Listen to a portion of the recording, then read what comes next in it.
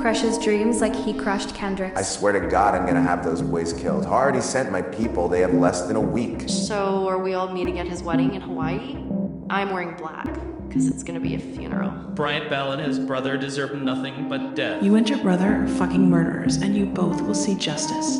This case isn't over, so enjoy your life for now, you white trash bitches.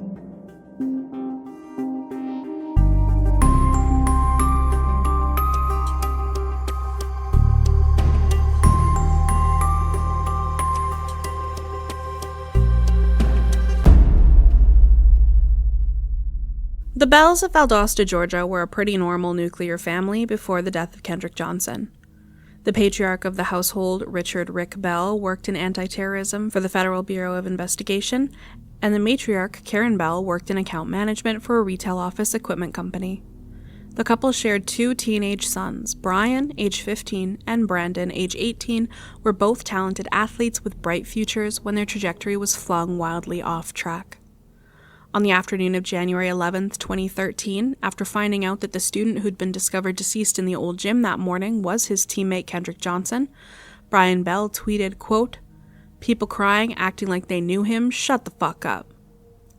He never could have known that 10 years later, depending on individual perspective, the tweet would still be being used to demonstrate that Brian was grieving the loss of a friend, or at least a teammate. The two had been playing sports together and even coached by Brian Bell's father together, or to demonstrate that he was just sick of hearing about someone he hated so much he killed them. The first time Brian was implicated in a crime was on January 12, 2013, the day after KJ's body was found, when Eddie Tooley made a statement on a local newscast that he heard the son of a GBI agent was responsible for the death of his grandson. It was said that he had got into confrontation with one of the GBI's sons that goes to that school. And some years ago, and they said that wasn't settled yet. So, and then I was told, we don't know for sure, but I was told that boy had something to do with it too. A couple of days later, he repeated his accusation in a YouTube video which has since been removed. To a lot of people, the person who fit that narrative, though he was actually the son of an FBI agent, was Brian Bell. It would seem their fight on the bus made enough of an impression on the students of Lowndes High School that they were willing to believe pretty quickly it could have been a prelude to murder. In the days that followed, hundreds of students were interviewed by police about the discovery of the body, KJ's activity in the previous days, and about rumors swirling about a possible conflict between KJ and another student. The police quickly learned about the incident on the bus, details of which weren't actually released until Sheriff Ashley Polk's synopsis in 2021. Quote, "Brian Bell was seated in the row immediately in front of Kendrick Johnson on the bus trip to the Grayson High School football game. Brian Bell needed to urinate, but he was told to urinate in a plastic bottle. He was attempting to urinate when Kendrick Johnson pushed him from behind and caused him to urinate on himself. Brian Bell got up and swung at Kendrick Johnson, who then swung at Brian Bell. The coaches intervened at this point, and there were no injuries or further fighting." Upon learning about the bus incident, the officers attempted to speak with Brian and Brandon Bell, but they were told by the Bell family lawyers that they would not be granted an interview with either one. This is what Stride Jones said about the Bells not interviewing. They were never interviewed, no ma'am. But I think it's important to understand why they were never interviewed. I mean, under our Constitution, any person has a right to remain silent. And that remaining silent is not an indication of guilt. It's just simply what their right to do is. And they invoke that right to remain silent through their parents and through their attorney. So, I mean, obviously we had to respect that decision. By the same token, the Bells were refusing to speak with the media. Spoken to the media? Yeah, I think so, because, you know, in the lack of him saying something, you could, you know, people could just say, well, this is what I think he's thinking. I don't think it would have made a difference with those who are, you know, firmly believe that he did it. But I think just for the general public, just to hear how it had affected him and how it bothered him. I know it would have helped my stories along the way if he'd have Just a simple statement like that, or just, or yeah, just to, I mean, there are any number of great storylines with this major story, and one of them would have been just Brian Bell himself and him speaking out on how his life just he just went into this sort of like this surreal, it had to feel surreal to him what was going on, like this can't be happening, and how everything that he knew basically was he just became this hate figure in his hometown.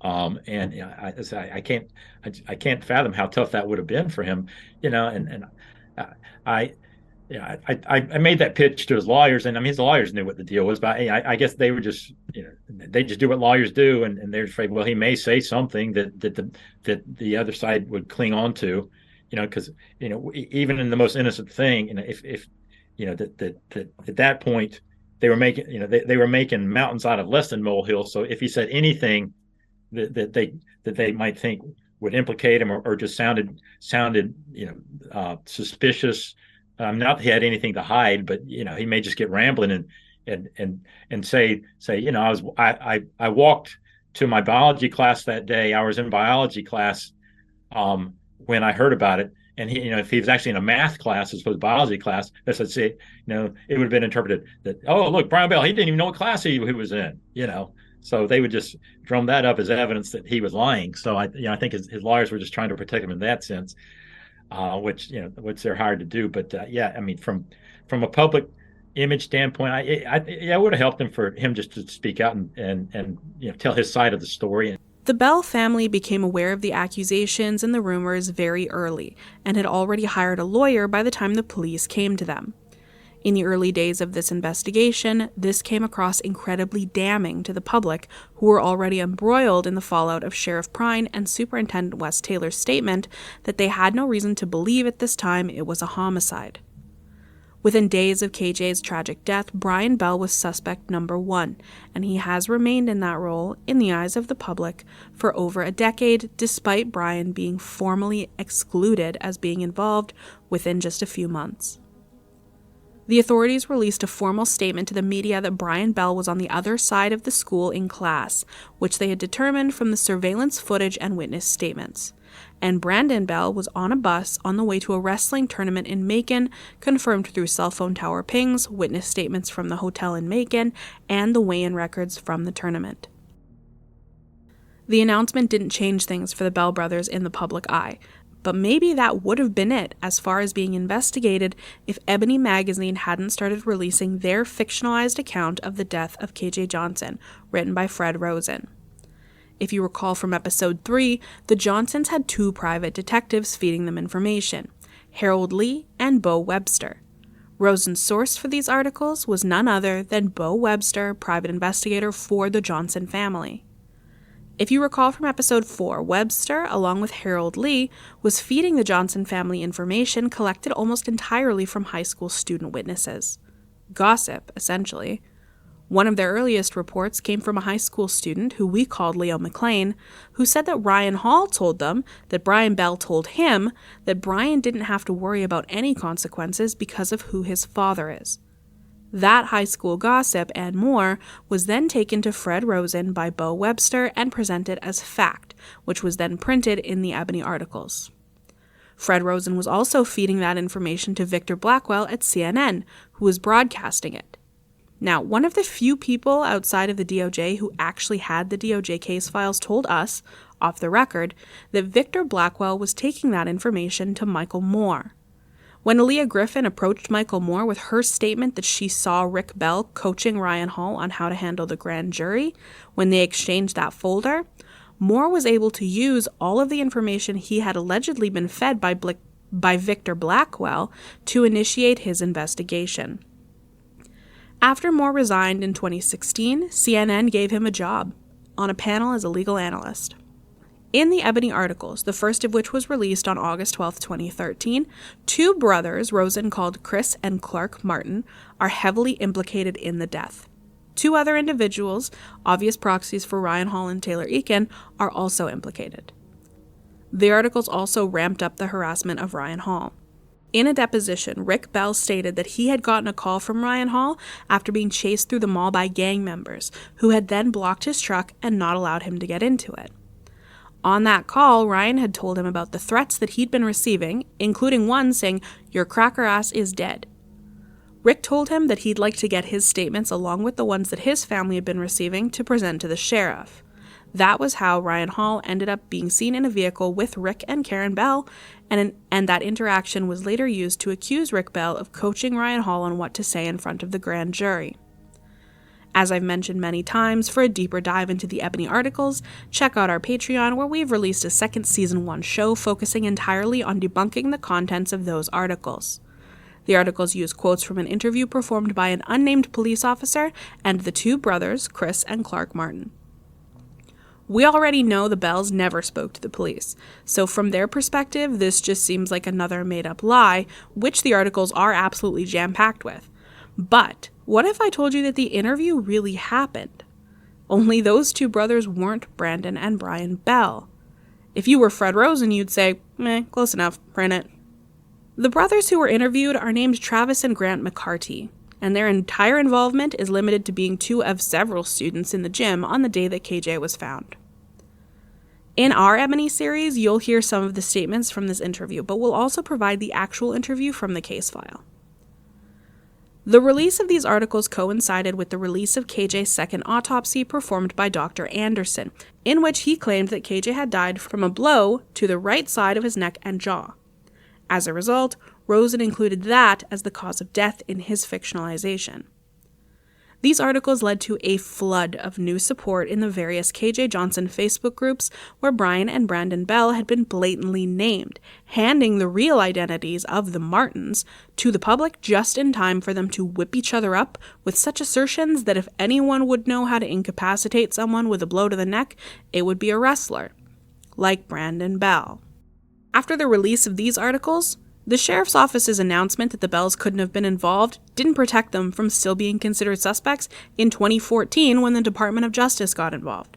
By the time they were issued target letters in February, which meant they were implicated in a criminal investigation and they should be prepared to be arrested, Brian said to journalist David Whitley that he was still getting death threats on a daily basis, and Karen had started carrying a firearm because the death and rape threats she'd been receiving made her scared for her life.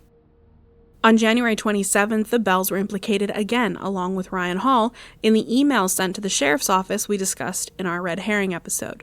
Fortunately, the police were able to determine the email was a hoax quite quickly, but it didn't stop word from getting around. In April of 2014, several classmates of Brian's were brought before a grand jury to testify about KJ's death and the Bells under oath. Brian's girlfriend, Taylor Eakin, age 16, was among those questioned. According to the Valdosta Daily Times, Taylor was asked whether Brian was using steroids, whether she was ever intimidated by his size.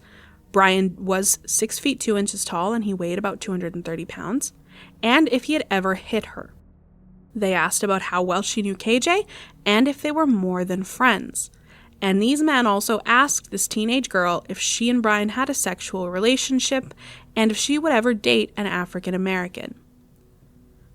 The rest of 2014 passed for the Bells much of the same, but 2015 started with a bang for them when they were included as defendants in the Johnsons' $100 million lawsuit. Unfortunately, due to being targeted by the DOJ investigation, they were left open to being sued despite already being exonerated. According to the lawsuit, Rick Bell was accused of encouraging Brian and Brandon to assault KJ, along with an unnamed John Doe and Jane Doe, who are, of course, Ryan Hall and Taylor Eakin. The Jane Doe lured KJ to the gym, where John Doe, Brian, and Brandon beat KJ to death and then rolled him up into the mat to hide the body. A total of 7 judges recused themselves before the lawsuit was moved to Ohio in an attempt to find an impartial judge.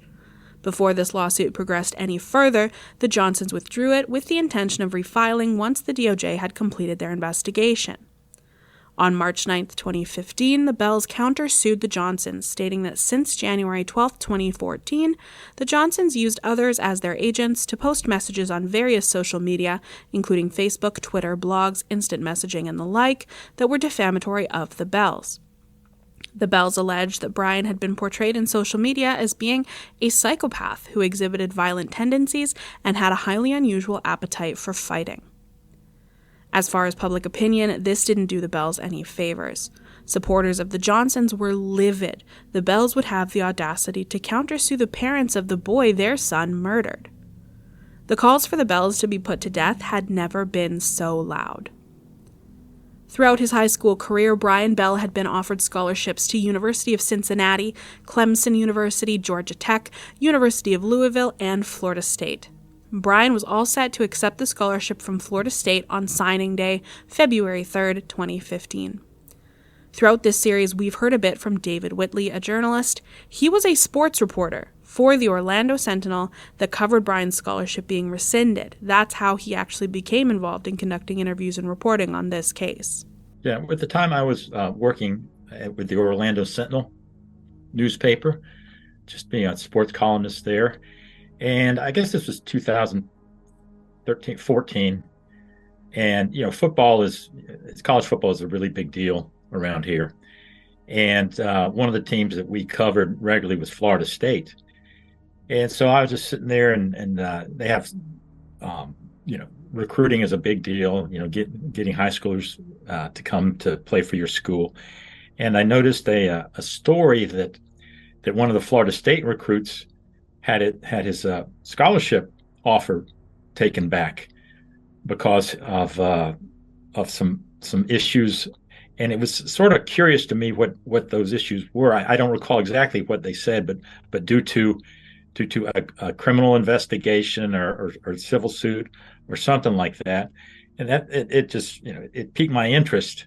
So I just started looking into it and did some Googling, and maybe it's shame on me, but I wasn't aware of the whole Kendrick Johnson murder mystery at that point. But suddenly, I became very aware of it, and just it's like anybody else. When you first start reading about it, you can't help but be fascinated by it. I mean, not to make light of it in any way, but boy, if you were just to sit down and write a fiction story on a crazy death in a school, this has all those elements that you just go, wow, what is going on here? And of course, with anything like this, any death, it becomes sort of a, how did it happen? A whodunit.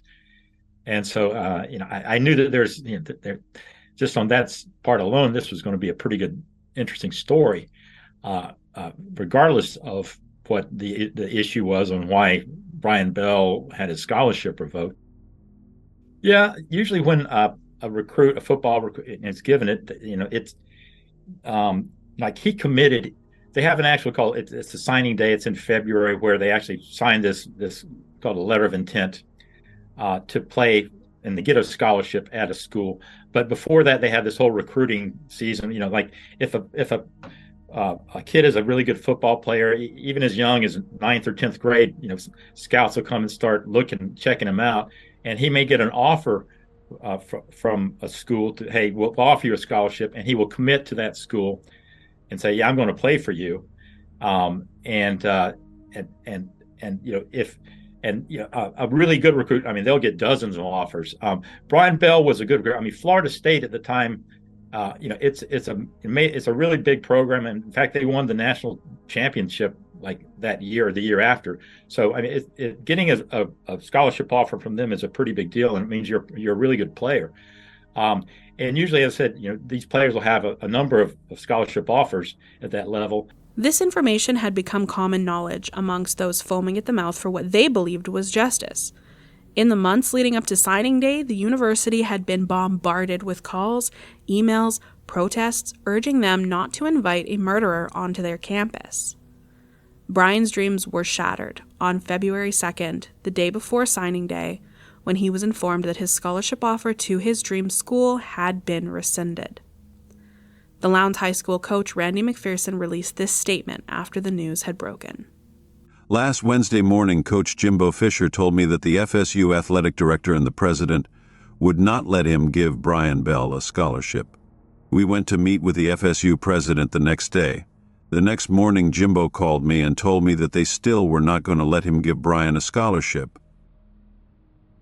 It's worth mentioning that Benjamin Crump, lawyer for the Johnsons, was a part-time instructor at Florida State. And on that part, I went and talked to people in Tallahassee about what was going on, and I mean, bottom line is that they just said it was too much of a political hot potato for him to come there. They, off the record, they said no, we know he didn't commit a murder and all that, but it had become such a cause célèbre that they knew that if they bought him in, that there would be all sorts of hell to pay on social media, and there'd be all sorts of headlines about, FSU signs player implicated in death, and a term like implicated means, well, sure, he was, people said he did it, but he didn't do it, but there was just such a firestorm at that point. And another part of it is Benjamin Crump, who is a well-known civil rights attorney, is based in Tallahassee, and he has a lot of power there. And he became one of the champions of championing the Johnson case. And I think he basically let it be known also that he was going to raise some hell if FSU signed him. Rick and Karen, along with former Johnson supporters Lee Touchton and Reverend Floyd Rose, went to the university themselves to speak with the administration in the hopes that they could convince them this witch hunt was unfounded. I believe probably told you, I don't know, that she and a bunch of people from Valdosta went down there and had a meeting with the FSU people and laid it all out, and she was just stunned when they said, well, that despite the evidence and the fact that there was no reason for them to think that he was implicated in this I could call it a murder. It's not in the death of Kendrick Johnson, that they just said, well, too bad, so sad. He just got to go somewhere else. The attorney for FSU told me that their football players can't do anything without newspapers and media reporting on it, and that it would just be too much of media publicity if Brian Bell came to their school as a football player. On signing day, 6 of his teammates were signed into the college student-athlete circuit. Johnson supporters celebrated on social media, with those who had spearheaded the smear campaign bragging. One such individual said, quote, "Brian may have destroyed Kendrick's life, but I destroyed his dream," followed by a string of tears of joy emojis. We know he didn't do it, but it's just not worth the hassle for us to bring him in at this point, because immediately, Benjamin Crump and others like that would have a protest on, at our school and just start a social media campaign to demonize us. And so, his football coach at Valdosta said, that he kept trying to get him other scholarship offers, but that's just the feedback he kept getting. And so suddenly this, Brian Bell, who I'm sure always dreamed of, playing college football on a big scale like that, he just had nowhere to go.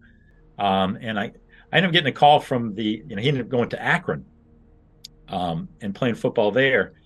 And I got a call from the Akron coach, Terry Bowden, whom I had some dealings with over the years. And Akron is not on the same level as a Florida State and Ohio State, Alabama, the schools that people tend to think of as the powerhouses. It's just a good mid-level school, but it's by no means a major league football school. But the coach Bowden, he said, what do you know about this? I said, I just told him everything I knew, and he checked out. He says, yeah, that's what I've heard too. So he ended up, in fact, his father, Bobby Bowden, was the coach, a well-known coach at Florida State years before. So I think that's probably how he got wind of Brian Bell's whole story, and he ended up, giving Brian a scholarship offer. So Brian went there and ended up playing. But playing for Akron is not the same thing as playing for Florida State. On May 23, 2015, Brian Bell walked the graduation stage wearing a bulletproof vest under his robe. As we discussed previously, there was enough concern about the new Black Panther Party extremist Eric Shepard attacking Bryan or committing a mass shooting at the graduation that the authorities were not taking any chances. Supervising the event were anti-sniper officers and helicopters. Brian Childress, chief of police, had every officer in attendance that day wearing a body cam, and he had announced that any interactions between officers and civilians would be recorded and posted online for everyone to see. As promised in a previous press conference, Marcus Coleman and his Nation of Islam were also in attendance to, quote, protect the graduation. But, based on the fact that he had a run-in with Kendrick Johnson, a year before, suddenly, he's the number one murder suspect in the eyes of half the community there. And even though he knows he didn't do it, and no matter how often he professes his innocence, that people aren't going to believe it. And his senior year just probably turned into a nightmare. And, basically beyond that, his whole plans for the future football wise were just really just thrown into the dumpster because of this. At his graduation ceremony, I guess it was outside, there, he had to wear a bulletproof vest, and there were, helicopters overhead. And, that's. As David Whitley mentioned, after graduation, Brian Bell moved away from Valdosta to attend university in Akron. But the school year hadn't even begun when his dorm room was raided on July 21st, 2015 at 5 a.m., and all of his electronics were seized. At the same time, back home, Rick and Karen were dealing with a raid of their own, and away at college in another state, so was Brandon. Brian posted this on his Facebook page shortly after the raid. This is the kind of shit I go through. This morning at 5:04 a.m., I was awoken by 5 U.S. Marshals and 2 local police.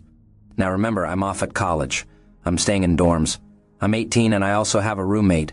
They barge into my room while I'm dead asleep and ask for my cell phone. I say to them, "What? Can I at least call my mom?" Their response was, "No, they're probably getting their phones taken right about now too." So, this is what America has come to? Government barging into your home with a search warrant for your cell phone, trying to figure out a case that was figured out a long time ago? I said, take the fucking phone. Take all my family members' phones. We've had nothing to hide from the beginning. I can't believe the measures they have gone to. They will not stop until they charge someone with a petty crime. They will probably try and charge someone with obstruction or some other stupid shit that doesn't relate to the topic of the case. That's pretty much saying they couldn't figure out the case because of we the people. So it's never their fault. We messed up, and I will be under fire for years to come. But hey, I'm used to it by now. Rest in peace, Kendrick. I know you're looking down on all this and shaking your head. I just wish you could come back somehow and tell these people what happened, because no one seems to know down here. As we mentioned previously, Taylor Eakin was also subject to a raid, and 2 days later, Ryan Hall was raided as well as interrogated for 4 hours. After what happened to Ryan Hall, the Bells' lawyers stated in a Valdosta Daily Times report that this was exactly why they told them that they shouldn't talk to the investigators. Quote, "Brian, his parents, and I stand by our decision to invoke Brian's constitutional right not to be interrogated. It's a fundamental guarantee that protects us all. This seems to be a great example of why we made that choice." After the Lowndes County Sheriff's Office closed their case, so Kendrick died in January of 2013, the Sheriff's Office closed their case at the end of May 2013, and then all of the files were released to the public, except the students' names and faces were hidden because of a law called FERPA, and I've talked about that, and it took a judge's order to release all of that. But anyway, the family was not happy with the findings of accident, and they kept advocating for the DOJ, the Department of Justice, to come in and investigate. And so since I was still part of, I was still part of the NAACP at that time, so I advocated for the DOJ to come in, and the state NAACP put together a rally and asked for me and for other people in the NAACP, as well as other people in different organizations, to come and speak and to ask the DOJ to come in. And you can find us all on the web somewhere with this rally. And the reason we were asking for this, I believed at that time that he had died of an accident, but because of things that were done in the case, mistakes that were made, but to me, they're not heinous mistakes that people should think there was a cover-up. They were mistakes that probably happen in other cases, but they're just not blown out of proportion. But the way that KJ died was just so sensational and bizarre that people were crying out for a better explanation. They just couldn't understand how this could happen. And I think that's why these mistakes got amplified more than what they deserved. But be that as it may, we all asked for the DOJ to come in, and I believe they came in October of 2013. Now, the Civil Rights Division said, we do not find anything that suggests his civil rights were violated, meaning we don't think he was treated any differently than a white student was treated. And so they made that statement, and then the Department of Justice said, we will review the case. And so that was October of 2013. By that point, all of the case file information had been released to the public at the end of May, beginning of June of 2013. And then later, a judge made a ruling that would release all the redacted videos so that you could see the people's faces, the students' faces. And to the best of my knowledge, it also revealed the names of students that were in the case file, which up until that point, because they were minors, they were hidden. But I'm not 100% sure on that. But in any event, when a DOJ comes in, the FBI is the investigative body. And so they went around and interviewed all kinds of kids, teachers, coaches, administrators, the deputies, the sheriff, and of course the KJ family. I was interviewed. I talked because, I told them what I had heard. And so that's just how the DOJ does things. And then the video was taken, and there was a big deal about that. The DOJ came in, they took the hard drives from the school, they took the computers at the sheriff's office, they took cell phones from the Bells, they took all of this stuff, and they analyzed the video from the school. And what they found, lo and behold, what we had been saying all along, Brian Bell was not near Kendrick Johnson when KJ is last seen alive. Brian Bell is on the other side of the school. I'm told he was approximately a mile away. Now, this was told to the Johnsons, and this was told to Shaveen King over and over, because everyone here already knew that, because I got to talk to the IT tech out at the school. I got to talk to the superintendent. I got to talk to the sheriff, the sheriff's attorney, deputies, and they all said the same thing. Not only was Brian Bell on the other side of the school a mile away, but his brother Brandon Bell was on a bus over 60 miles away. Now, the KJ family and their attorney kept saying over and over in public that everybody was lying about this. Well, that was one reason that we asked the DOJ to come in, not only to give comfort to the family, but also to address these allegations against our entire community that the family and their attorney, Shaveen King and Ben Crump, remember him? He was associated with the family at the very beginning. So there were all these press conferences that were held, and there was never any facts put up there. There were simply wild accusations and speculations and insinuations that authorities were lying about what happened at Lowndes High School and about what happened in their investigation. And a big part of it was they kept saying, Rick Bell, the FBI agent, he had to be in on it. And at one point, the Johnson's attorney even accused Rick Bell, the school superintendent, and the sheriff of taking KJ's body to the school at night, putting it down in the mat, hiding it there, and then ordering students to go over there and pretend to find it the next morning. Now, folks, if y'all believe that, then that is just off the chain insanity. There were other people accusing Rick Bell of telling all the kids what to go up to the grand jury and tell the grand jury. There were 2 grand juries that were seated in Macon. That's where the U.S. Attorney Michael Moore had his offices. And as Sheriff Prine found out, Michael Moore was talking to Victor Blackwell and people at Ebony, which you should not do if you are a DOJ attorney. I talked to Michael Moore, but it was a one-sided flow of information. I was telling him what I had heard, and he was not telling me what they were doing. But what would be the reason that you are having a flow of information between television studios and magazines that were writing stories about the Kendrick Johnson case? I don't know. I think it's highly suspicious, and I don't think it should have happened.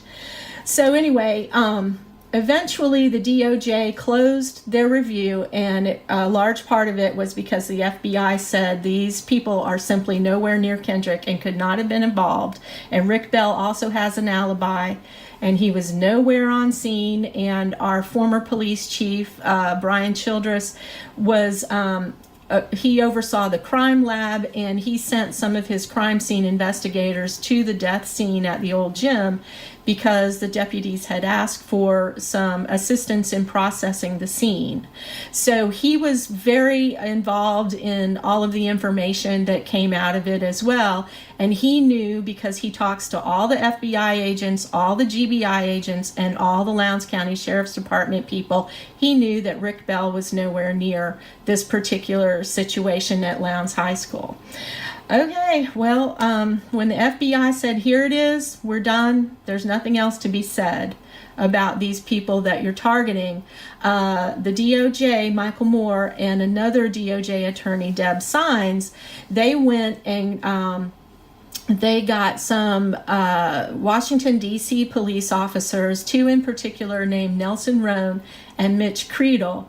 And basically these folks were deputized in as federal marshals, and they organized raids on 6 homes down here in Valdosta. It was 6 homes total. Some were here in Valdosta, some were in where the Bells lived in Florida, and some were in Ohio where Brian Bell was going to school.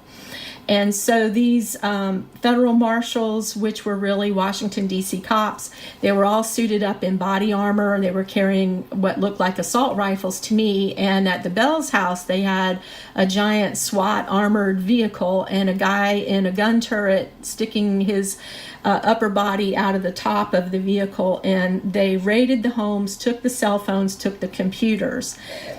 They brought it all back, and they found nothing. And what they were looking for was evidence of witness tampering and obstruction. They were looking for communications between all of these people and with other students who the DOJ was questioning. They questioned over 100 people, I believe, in 2 separate grand juries. So they were looking for evidence, cell phone evidence, computer evidence, internet evidence, that there was some kind of conspiracy regarding communication, regarding telling people what to say. And obviously they found nothing because they closed their case. They said that the Bells were not involved. Nobody was indicted, nobody was charged, and that should have been the end of it. But as we know, that has not been the end of it. After the raids, Jackie Johnson announced that the Bells had been raided because Rick Bell was harassing a witness at work. As we learned in our Red Herring episode, Aaliyah Griffin never said Rick Bell was harassing her. She specifically said it was Ryan Hall's father. But this was just another smear on Rick Bell's reputation. Still rankles me is I don't think there's still not enough accountability for how this was handled from the Justice Department side, and how they wouldn't let the whole thing drop, even though they, I think they pretty much knew that it was just a bunch of bunkum, that there was no crime committed and all that. But Michael Moore, who was the lead guy in Georgia, and how he wouldn't let this whole thing go.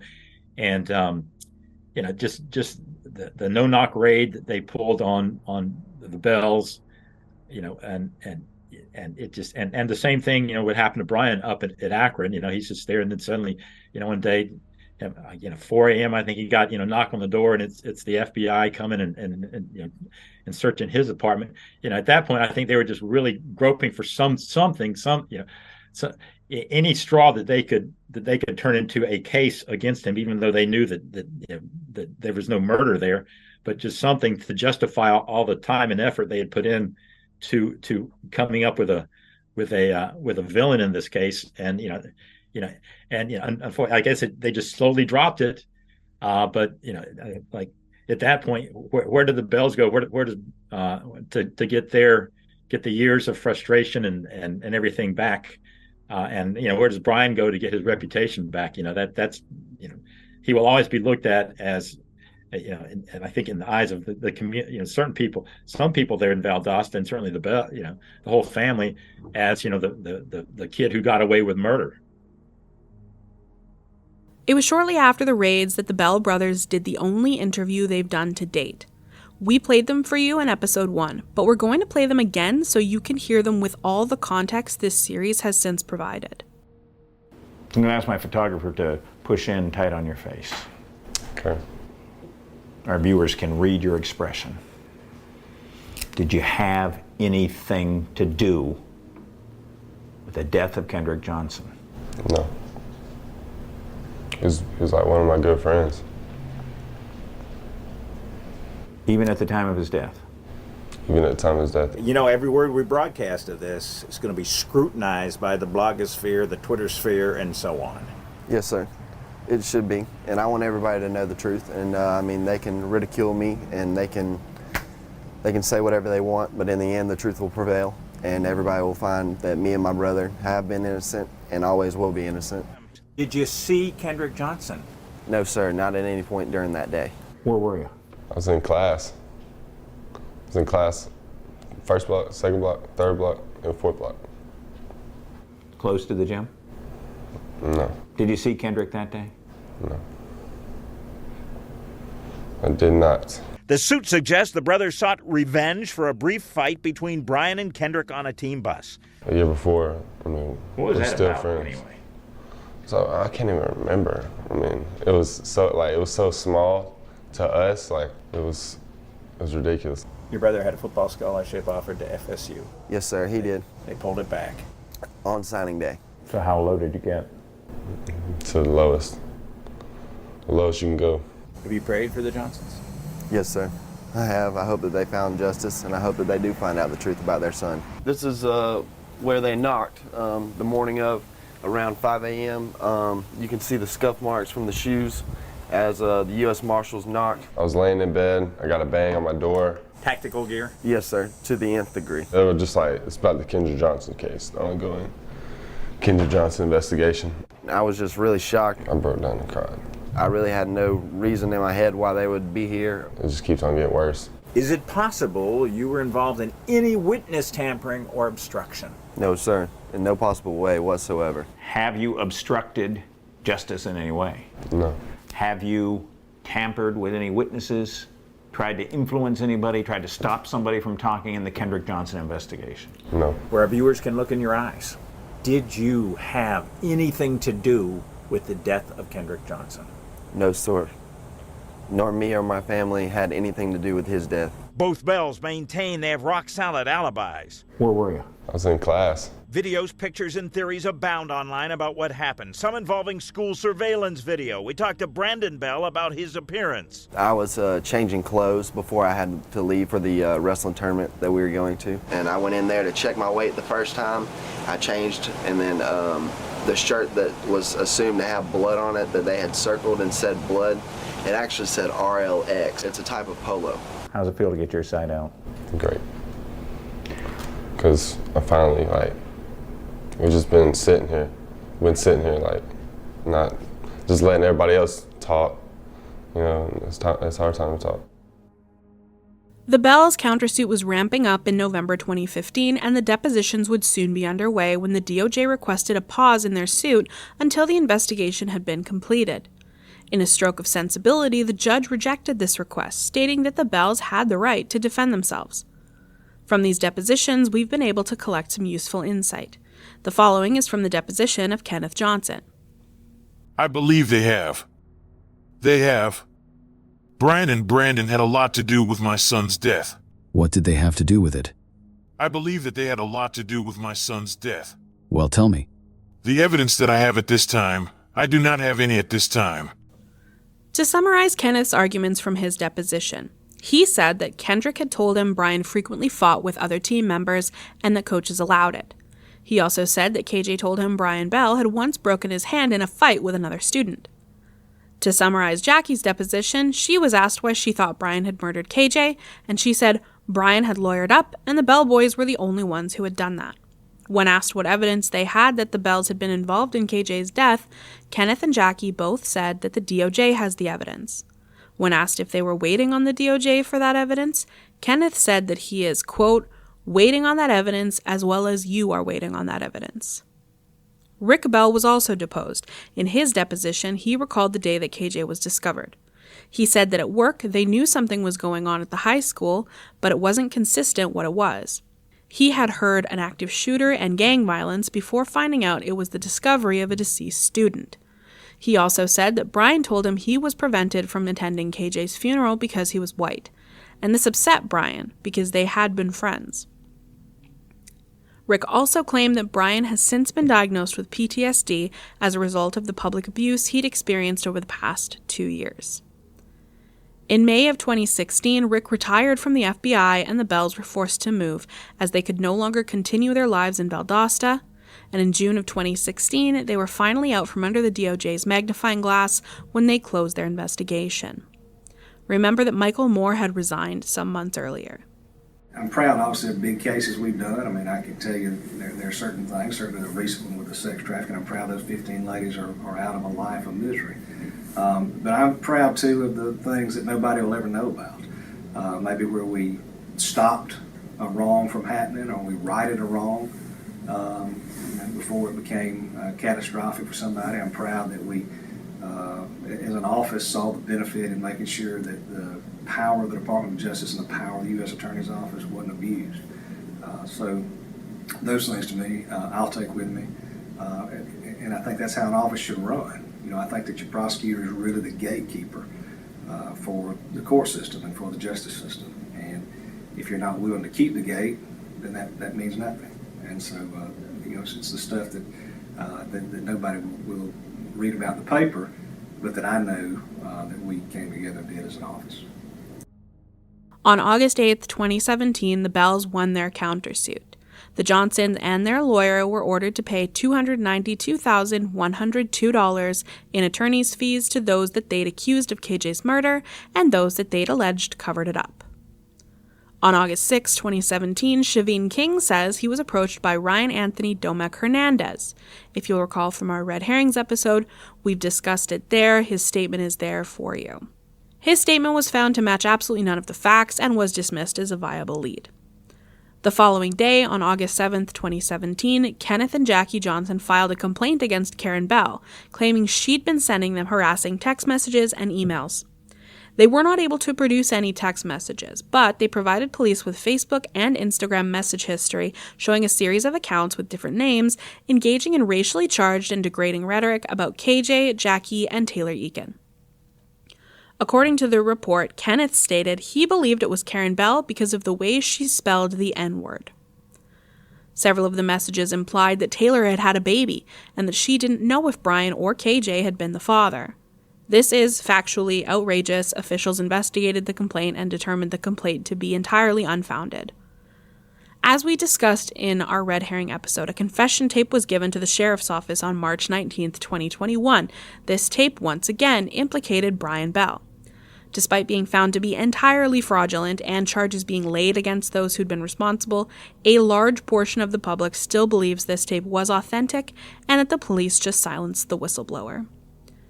Just 4 months later, the Bells would be implicated again on the farthest reaching platform yet when Finding Kendrick Johnson was released. As we discussed in depth in our previous episode, the documentary did not hold back against the Bells and made no efforts to disguise who they were accusing. Brian Bell, who had finished college and just wanted to get on with his adult life, was once again in the spotlight just in time for his name to fire up red flags to potential employers.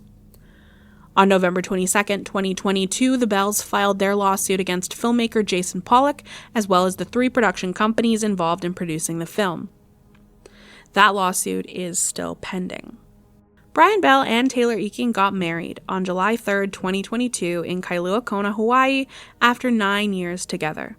Their wedding was originally supposed to take place the previous year, but the original location was leaked in several Bell-bashing Facebook groups, and the leak was accompanied with several threats to crash the wedding.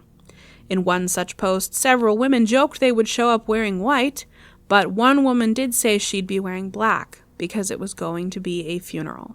I still get, just out of the blue, 2 or 3 emails a year from someone who, just an irate, profane tirade from someone, who believes that Kendrick Johnson was murdered. They'll just Google around and they'll find something I wrote, and they'll just, they just still say, they're just still convinced that somehow it's all gone, the truth will still come out, and everybody who ever defended him, is going to be caught, and they just, they're just incorrigible. It's time to let this go. It's tragic. We love our son, but he was a victim of a terrible accident here. But it's time to stop making, for people to stop victimizing Brian Bell. We are nearing the end of The Boy in the Mat. I want to thank each and every one of you that's made it to this point.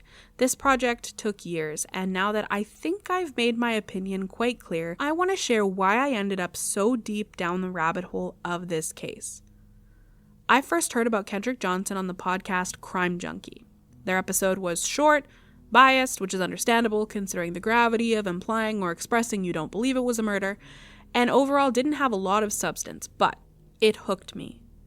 I couldn't believe something that sounded so cut and dry like a blatant murder was getting buried this deep in the 21st century. Then came finding Kendrick Johnson, and I was enraged all over again.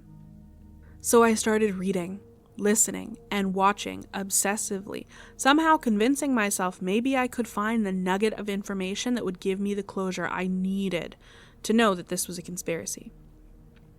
But that is simply not what I found. Every stone unturned was another piece of evidence that didn't support a crime. I spoke with people very close to the case. I acquired and reviewed the case file myself. I scraped and scoured for documents that were supposed to be lost forever until I found them. As I've said, I didn't see what happened. Anything is possible. But I'm going to end this series with a review of what events and circumstances would need to fall into place in order to support the narrative that Kendrick Johnson was violently murdered by one or both of the Bell brothers over Taylor Eakin. His body was hidden, and there is a large-scale cover-up in play to protect them. In order for it to be a murder, first and foremost, every event which allegedly took place in the gym, be it the murder itself or the hiding of the body, would have had to occur between 1:27 p.m. and 1:30 p.m. on January 10th, 2013. KJ was in a mat in the middle of the cluster of mats stacked in the corner, meaning in order to roll his body up into the mat, as the theory goes, the perpetrator would have had to move a bunch of mats around the one that KJ was found in. Each mat weighs 200 pounds. For the sake of argument, even if we assume that there was already a mat unrolled and ready to go when KJ got there, I mentioned these mats cannot be rolled by hand, regardless of how many Bells, Halls, or Eakins were present. They would have had to use a specialized mat roller to roll the mat. Furthermore, the investigative series Ashes to Ash tried to roll up a young girl into the same type of mat, and they were unable to make the center any tighter than 20 inches, and even rolled up that tight, the mat was warped and didn't stand upright. Every person involved would have had to avoid being captured on any of the cameras as they are both entering and leaving the area where KJ was found. This task is not impossible if you studied the security camera system, but it's definitely not likely. The murder would have had to have been pretty much instant, as Dr. Anderson suggests, with the blow to the right side of the neck causing instant death. There is absolutely no evidence that KJ defended himself. There was not a shred of physical evidence on his body or his clothes, and whatever struggle there may have been generated no noise that would alert any of the other roughly 2,500 people in the building. In order for it to be a cover-up, at this point, let's assume somehow all of these scenarios were fulfilled and Kendrick Johnson was murdered. if it was covered up. The list of complicit people would include, at minimum, every single person on site during the investigation, the teachers and the school faculty, the GBI medical examiner, the funeral home director and all employees, the entire sheriff's office, and most if not all officers, multiple FBI and GBI agents, and the highest-ranking members and civil rights leaders of the SCLC and NAACP. For over a decade, all of those people and more would have had to keep the truth under wraps, even coming under serious fire for publicly perpetuating the fictionalized version of events, knowing full well that even if one person involved came forward or it was uncovered, they would be risking their careers, prison sentences, and guaranteed threats on their life. As mentioned, Sheriff Polk put up a $500,000 reward for information. Let's assume that's actually evidence of a cover-up, and he knew no one would ever claim it. He would have to be 100% confident that no one involved in the cover-up would ever squeal, but also that they would never ever confide in anyone else. Because if someone was offering $500,000 for a secret I knew, I'd be kicking the door in to rat my own mother out. In order for it to be the Bells, once again, let's throw logic and statistics and disbelief out the window and pretend that all the requirements for both a murder and a cover-up were met. But to hit the home run of the murder being committed by the Bell brothers, we're going to need to get silly. To start, Brandon would either need a convincing doppelganger that was carrying his cell phone, so convincing that the weigh-in didn't raise any eyebrows, or every team member, coach, teacher, and worker at the wrestling tournament was covering for him. Brian would also either need a convincing doppelganger or the ability to move at inhuman speeds through the school without being seen by anyone or captured on video surveillance. Or, of course, complete cooperation from anyone who had seen him in the cover-up. If you subscribe to the theory that KJ was murdered at another location, but brought to the school overnight and hidden in the mats, all of the activity would have had to have occurred outside of the windows when the Johnsons and the police were searching for KJ after Jackie reported him missing. This would have taken time. Even the process of getting a body into the mat alone would be extensive. And this version would also have to disregard the plethora of forensic evidence supporting that he had died in the mat and was there for an extended period of time. In summation, gracious listeners, this is what I'm calling the apparent reality. Kendrick Johnson entered the gym at 1:27 p.m. in a rush to get the sneakers that he shared with another student from underneath the wrestling mat. They were stored there in order to avoid the school locker fees. Typically, the mat would just be tipped over slightly and the shoes would be kicked out, but discovering the mats had been shuffled around and his shoes were inaccessible from the bottom of the mats, KJ made an impulsive decision that unfortunately cost him his life. At the time, KJ was taking his athletics very seriously, and he had been previously kicked off the football team for tardiness, so he was likely highly motivated to make it to his class on time, but he needed the shoes. They were going to be playing basketball. I was 17 once.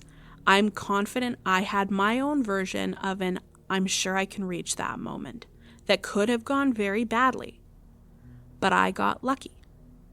Sadly, in this instance, Kendrick Johnson did not. My heart truly does go out to everyone affected by the tragic death of this promising young man. Rest in peace, KJ. Thank you to everyone who took part in this project and took the time to listen. If you haven't yet, I recommend checking out our Patreon channel at patreon.com/evilizepodcast for access to hundreds of documents, photos, and videos related to this case, as well as our Patreon side stories, including the Real Ebony articles by Fred Rosen. You will have a hard time finding them anywhere else. Feel free to reach out to us via Patreon or email us at evilizepodcast@manslaughtermedia.com. We'll see you next season.